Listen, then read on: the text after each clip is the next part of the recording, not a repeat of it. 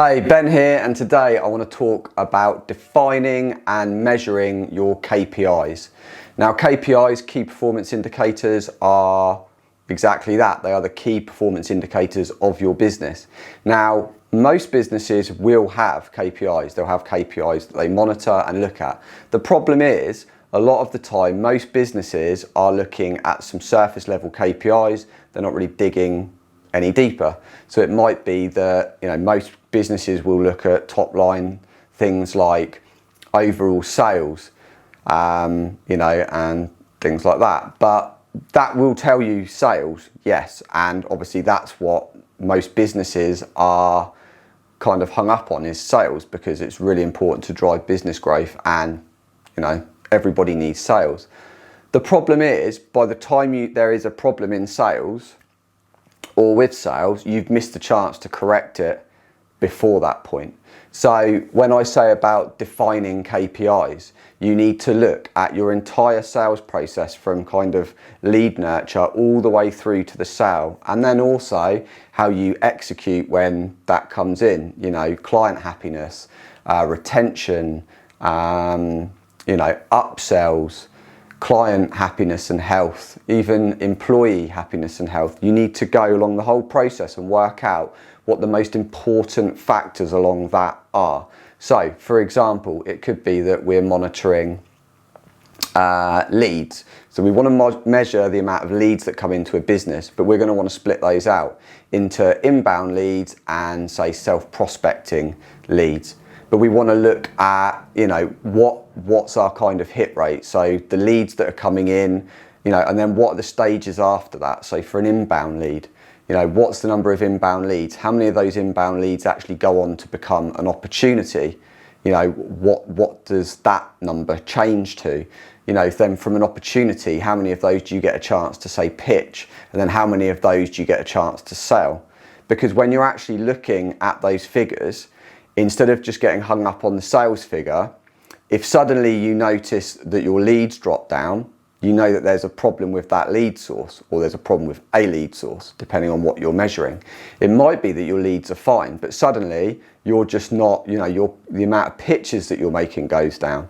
But by actually understanding what KPIs you should be following and laying them out in almost like a process order on a KPI scorecard that you monitor every week, you're able to see, hang on, why is that number slipped?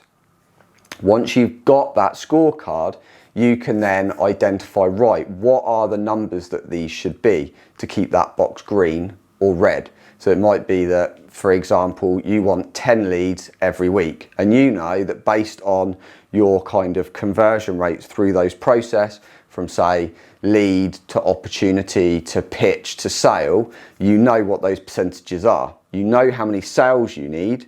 You can then work backwards on those percentages. And you can then set, if you do it in Excel, you can set the boxes to go green when it's good, red when it's bad. By monitoring those every single week, you then get a really early heads up. Well, hang on, I know that last week, based on this scorecard, that we didn't pitch to enough clients. If you didn't pitch to enough clients, the likelihood is you're not going to get those sales.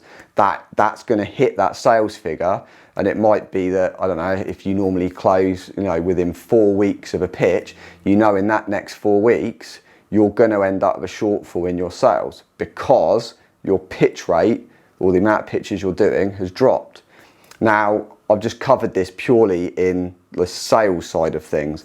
You're going to want to look to cover sales, operation, finance. All of these sectors are important, and you need to work through the different flow. With finance, for example, you could measure the amount of invoices sent and those that are paid within time. You could have a figure for, say, cash in bank, if that's important to you. It should be important to everybody to make sure you've got enough cash flow, but you need to monitor that figure and make sure it stays above a certain amount.